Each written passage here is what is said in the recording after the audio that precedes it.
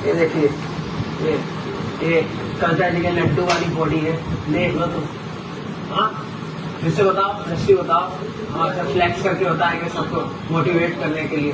तुम बताओ, रश्मि बताओ। बढ़िया बढ़िया से रश्मि बताइए। हाँ, फ्लैक्स रश्मि। हाँ हाँ, और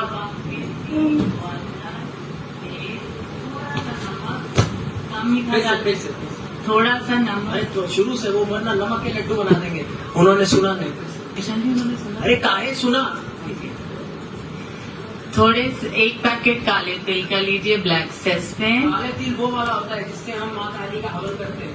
और वाइट सेसमे सीड्स, वो क्या होता है?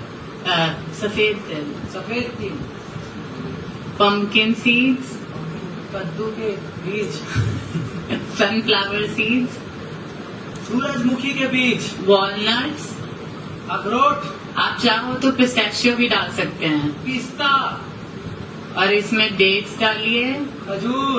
और ब्लेंड करने के लिए कितने खजूर डालिए? 1 कप। 1 कप फाइबर है इसमें। फाइबर है इसमें। और ब्लेंड करने के लिए हनी। ब्लेंड बजे समझ आ रही है। अब वर्कआउट में तो ऐसे नहीं बोलते। हम समझा रहे हैं, आप बताइए, हम आपके और ब्लेंड करने के लिए आप उसमें हनी डालिएगा, लेकिन हनी शहद डालिएगा, परंतु कोशिश करिए कि आप उसको अच्छे सोर्स से लीजिए। बढ़िया वाला शहद लीजिएगा, जो मधुमक्खी के मुंह की उल्टी से आया हो। वो वाला मत लीजिएगा जो फैक्ट्री में बनता है। वही वाला शुद्ध जो मधुमक्खी ने अपने अंदर डाल के सू करके शहद के छत्ते में डाला है। केवल वही स्वच्छ पवित्र मधुमक्खी के सूप वाला शहद बढ़िया होता है। ठीक है। और अगर फिर भी ब्लेंड करने के में थोड़ी प्रॉब्लम हो रही है तो आप ऑलिव ऑयल डाल सकते हो, लेकिन कोशिश करिएगा। फिर भी नहीं हो पा रहा, गड़गड़ गड़गड़ गड़गड़ गड़, तो उसमें आप थोड़ा डालिए। पहले एक सेंटेंस तो पूरा बोलने दो, आप मजा ले रहे हो पूरा। तो तुम थोड़ा दे दो ना, मजा का है। तुम इतना कंजूस करते हो, मजा नहीं देंगे हम। मैं अपने बच्चों को डिनर दे रही थी। पहले श्री योगियों को लड्डू दो। हाँ जी, ऑलिव ऑयल जब खरीद नहीं पता है शायद ऑलिव नहीं, स्पेन से थे ना पहले, इटली एंड स्पेन। कोशिश कीजिएगा कि जब ऑलिव ऑयल खरीदो ग्लास बॉटल में हो और एक कंट्री के सोर्स से हो। ऑलिव ऑयल कच्चा खाना बहुत अच्छा होता है, घी की तरह नहीं, तो प्लीज घी डाल लीजिए, सबसे अच्छा। घी और शुद्ध गाय नहीं, गाय तो शुद्ध होती है, गाय का शुद्ध घी लेना। ठीक है।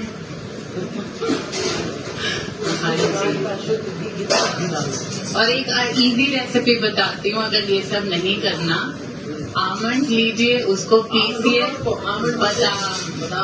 बादाम लीजिए, अच्छे से पीसिए और उसमें डालिए इलायची और शहद और बहुत अच्छे लड्डू बन जाएंगे। बस थोड़ा सा मिल्क पाउडर डालना, मुझे नहीं पता आप डालने दोगे या नहीं। ड्राई मिल्क पाउडर, बादाम और शहद और घी रखो ना, बाइंड करना है ना।